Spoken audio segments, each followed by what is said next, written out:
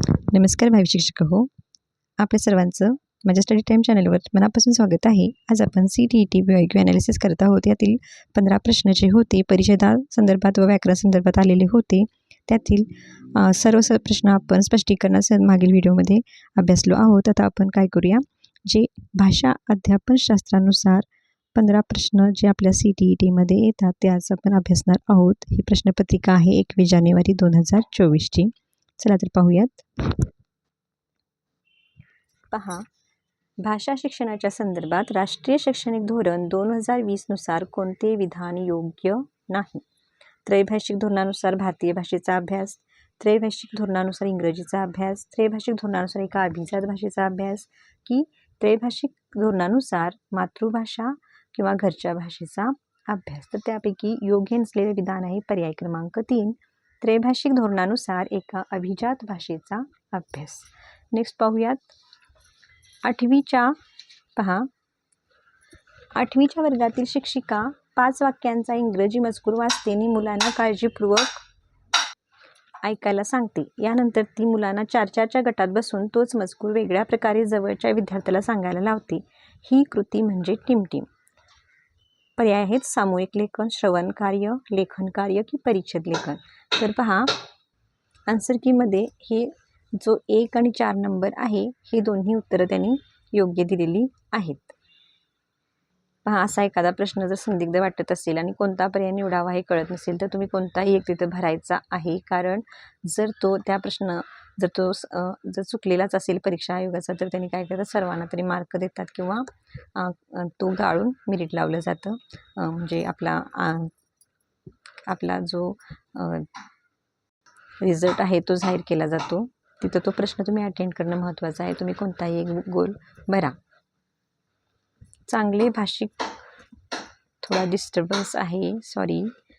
भाषिक लेखन शिकण्यासाठी पुढीलपैकी कोणत्या प्रक्रियेचा सहभाग असावा?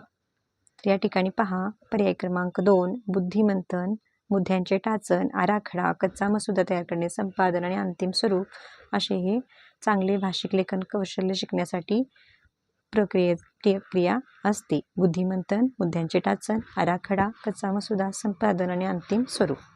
नेक्स्ट पहा, हे जर प्रश्न तुम्हाला सोपे जायचे असतील तर तुम्ही DED BEdचा अभ्यासक्रमातील नोट्स तुमचा उपयोगी येणार आहेत. भाषा शिक्षणाच्या संदर्भात कोणते विधान योग्य आहे? तर या ठिकाणी पहा, मूळ किंवा प्रथम भाषेचे ज्ञान द्वितीय भाषा शिकण्यास मदतरूप ठरते. हे विधान योग्य आहे. दुसरा पर्याय काय आहे पहा, प्रथम भाषा शिकणे आणि दुसरी भाषा या पूर्णतः भिन्न आहेत. मूळ किंवा प्रथम भाषेचे ज्ञान हे द्वितीय भाषा शिकण्यात अडथळा आणते.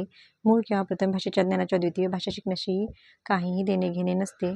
तर या ठिकाणी पहा, योग्य आहे ते फक्त एक, मूळ किंवा प्रथम भाषेचे ज्ञान द्वितीय भाषा शिकण्यास मदतरूपच ठरते. त्यानंतर नेक्स्ट पाहूयात 140वा. तर या ठिकाणी पहा, इलाम हा इयत्ता 7वीचा विद्यार्थी असून त्याला कन्नड, मराठी, हिंदी आणि इंग्रजी भाषा बोलता येतात. घरी आपल्या पालकांशी तो या चारही भाषेत मुक्तपणे बोलतो आणि वर्गात तो हिंदी, कन्नड आणि इंग्रजीतून बोलतो.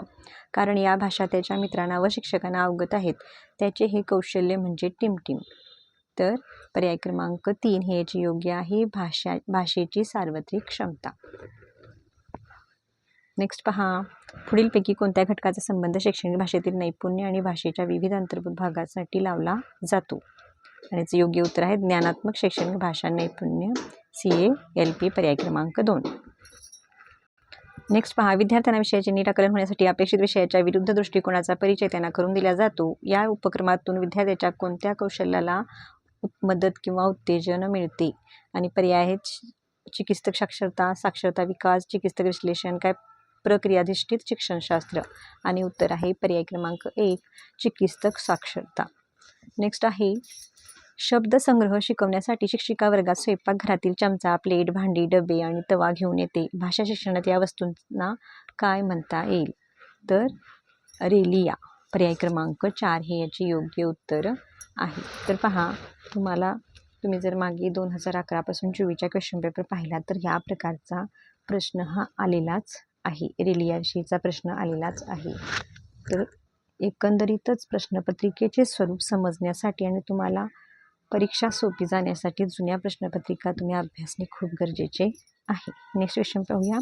समाजशास्त्र विषयाचे विद्यार्थी व्याख्यानातील मुख्य कल्पना आत्मसात करून त्यांच्या नोंदी टिपतात. हे कौशल्य म्हणजे टिमटिम.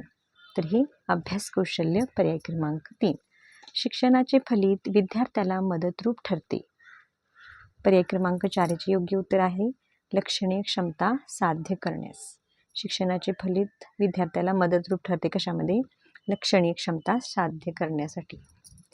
त्यानंतर पहा, भाषा सार्वत्रिकता म्हणजे टिमटिम, ट्रान्सलँग्वेजिंग. तर पर्याय क्रमांक 1 ह्याचे योग्य उत्तर आहे.